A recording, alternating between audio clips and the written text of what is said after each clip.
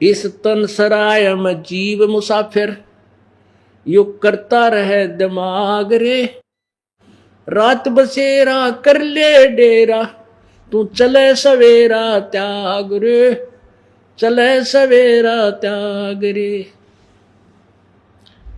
फिर क्या बताते हैं भाई, उमदा चोला बना अनमोला, ये लगे दाग पे दाग रे। उमदा चोला बना अनमोला, लगे दाग पे दाग रे। 2 दिन की गुजरान जगत में, क्यों जले बिरानी आग रे, जले बिरानी आग रे। अब बिरानी आग को कर जला, और दाग पे दाग कैसे लगते हैं। जैसे हम धनी बनने के लिए रिश्वत लेते हैं और मिलावट करते हैं, दूध में पानी डाल दें, किता हल्दी मोरक में मिला दें, दाल में किता कांकर ठोक लें, यानी ये मिलावट मिलोट करके हम धनी बनना चाहते, सपने में भी नहीं बन सकते। भूल जाना इन बातों को। आपके जो किस्मत में है, आपके प्रारब्ध में है, वो ही मिलेगा आपको, उससे अधिक और कम आप प्राप्त नहीं कर सकते। मान लीजिए आपने हेरा फेरी करके 2 के 20 बना के पैसा इकट्ठा कर भी लिया, कोई ऐसा झटका लगेगा कि या तो आप बीमार हो जाओगे या कोई बालक बीमार हो जाएगा, और कमाए होंगे 50,000, लाग जाएंगे 2 लाख। अब वो पैसा तो आपके पास रहा को नहीं जो 2 नंबर तक कमाया था, वो पाप क्यों के रह गए जो आपने जिस तरीके से जो 2 नंबर तक धंधा करके पाप इकट्ठे करके मिलावट करके या कुछ करके जो पैसे कमाए थे, वो पाप तेरे नो के नो रह गए, पैसा रहा को नहीं। अब ये कब तक होगा, जब तक आपको प्रारब्ध उस समय तक मिलेगा जब तक आप पूर्ण परमात्मा की भक्ति नहीं करते। यदि आप पूर्ण परमात्मा की भक्ति कर जाओगे तो आपकी किस्मत में यदि धन नहीं है तो भी परमात्मा पूर्ण ब्रह्म के हाथ में कलम है, वो हमारे भाग्य को घटा बढ़ा सकता है, कम भी कर सकता है। जो बकवाद करेगा उसके पुण्य भी काट सकता है और पाप भी खत्म कर सकता है। तो इसलिए हमने मिलावट करने की जरूरत ना पड़े, आपने चोरी ठगी करने की कति आवश्यकता नहीं पड़ेगी। आप दृढ़ निश्चय करके लगे रहना भगवान के चरणों में, आपको इसी बरकत देगा, आप सोच भी नहीं सकते। पाप तो बच गए और धन भी होगा, इतना धन दे देगा आप सोच नहीं सकते वो परमात्मा। लेकिन इस धन को पाकर के हम इतना धन भी ना दे मालिक कि आप परमात्मा से दूर हो जाओ, क्योंकि माया सबसे पहली दुश्मन है इस जीव की, या परमात्मा तो दूर जरूर करेगी। तो परमात्मा क्या करेंगे बंदी छोड़ कबीर जी, आपको ईसा माप तोल का धन देंगे, ना तो आपने हानि करे और काम भी आपका ठीक चले, घना बढ़िया चलेगा।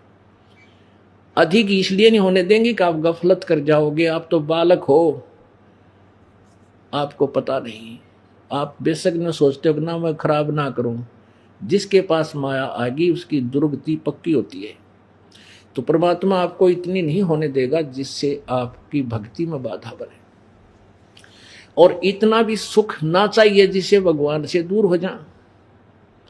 परमात्मा क्या कहते हैं, सुख के माथे सिला पड़ो, जो नाम हृदय से जावे, बलिहारी उस दुख के जो पल पल नाम रटावे। परमात्मा आप उदाहरण देते हैं हमारे को कि भगवान ऐसा सुख भी ना दे जिससे तेरी भूल पड़ जा, आग लगे ऐसे सुख है। और बलिहारी उस दुख के जो पल पल नाम रटावे, ऐसा दुख भी दिए राखियो परमात्मा, तेरी याद बनी रहे। तो हम परमात्मा आपको एक आधा बीच में जो थप्पड़ घुसा मारते रहेंगे ताकि आप सीधे रहे हो, क्योंकि जिस सुख को हम सुख मानते हैं सुख को ना, और हम इसको सुख मान कर भूल जाते हैं। कोई राजा बन गया, मंत्री मुख्यमंत्री बन गया, फूला नहीं समाता, प्रधानमंत्री बन जाता, कहना है कि। तो परमात्मा हमें इसलिए अंकुश रखता है, ये सुख को ना, ये तेरी दुर्गति है, ये तेरा दुश्मन है जिसको तू मंत्री पद पाकर हड्डी पा के अंडा है, सारा दिन एक सैकड़ों झूठ बोला एक, क्योंकि एक मंत्री या मुख्यमंत्री कितने आदमियों ने सुख दे सके। आप पूछ कर देख लियो किसी आपका मित्र हो गए मुख्यमंत्री या प्रधानमंत्री, और कौन सा सुख दे सका है तो यही छोड़ कर जाना।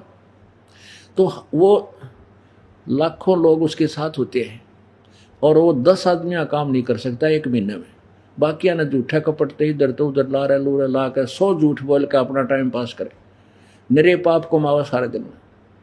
तो हमने परमात्मा पर आस्था रखनी चाहिए, और ये सुख नहीं है, ऐसा सुख हमने नहीं चाहिए जिस तो भगवान तो दूर हो जाए और सारे दिन बकवाद करें।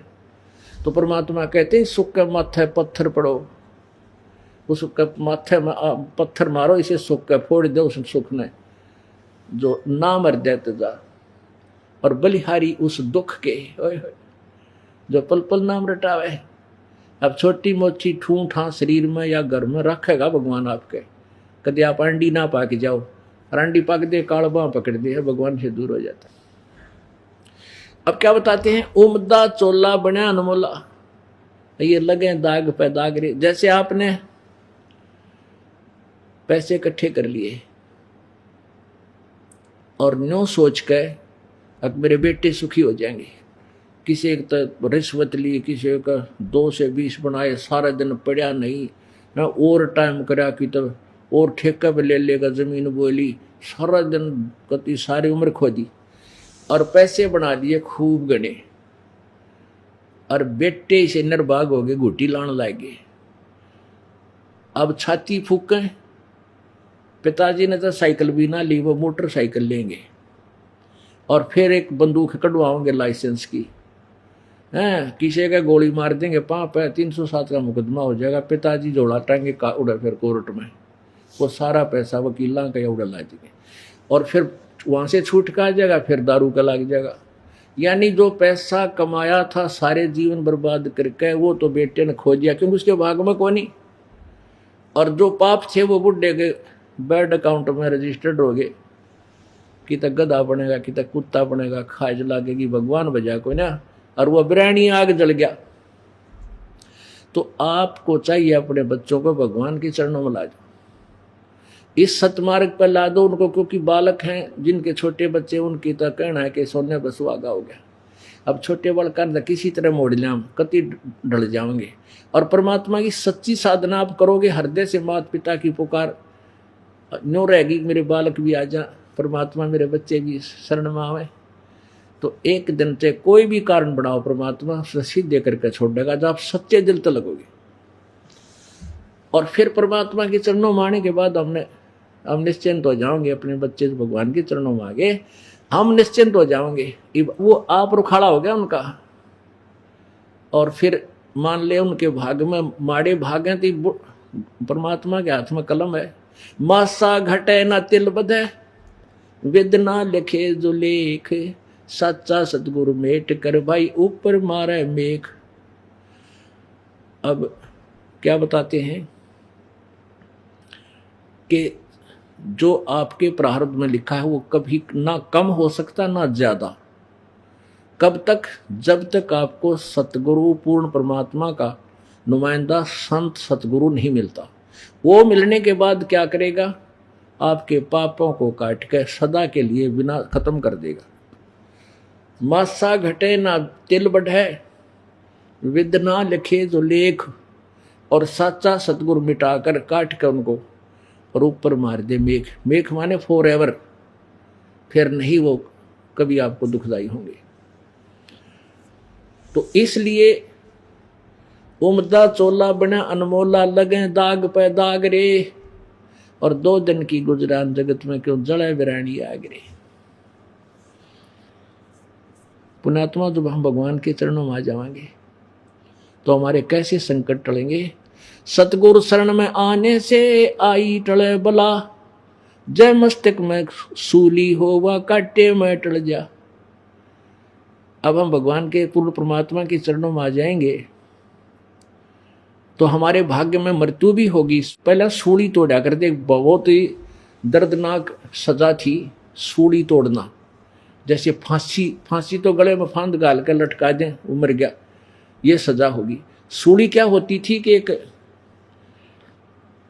लोहे की रोड सरिया सा ऊपर भाले की तरह पहना कर देते,